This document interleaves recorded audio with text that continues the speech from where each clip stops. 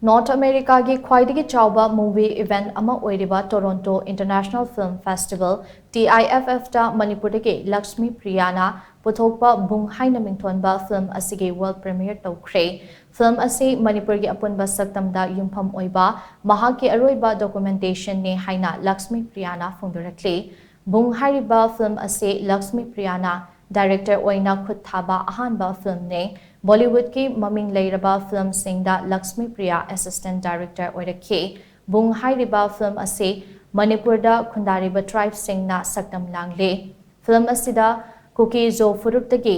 gugun kipgen kauba nupamacha amana Boong ki shaktam langbaga loinana Manipuri digital film ge saknai rabi actress bala hizamna Boong ge apokpi oina film asida shaktam langle. Manipur da hojek thokliba irang ase laktringi mamangda film ase Manipur gi border town Moreda nambane film ase Boongna mafam khangdana mangkibadagi siramba yai haina panariba mahaki apokpa Joy Kumar thiba thorakpane film ase imung manung amade maruk mapangi oiba nungsi marida yumpham oiraga sagatpane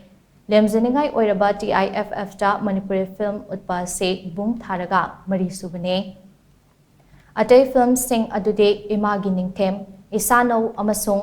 haubam Pavan Kumar ge documentary A Cry in the Dark hairiba film sing asini Hindi film industry da chahi tara rom assistant director oiraga lakhibe Lakshmipriya na phongdorakda Boong hairiba film ase mahaki oinade Manipur gi apunba shaktam da yumpham oiba aroiba documentation ne asigumba makal ge film ama puthokani haibase mahakna nongmata khalude loinana malemgi oina lemzeningai oiraba movie event TIFF ta mahakna puthokpa film ge world premiere toba phangba haibase angak pafawi haina mahakna makata ke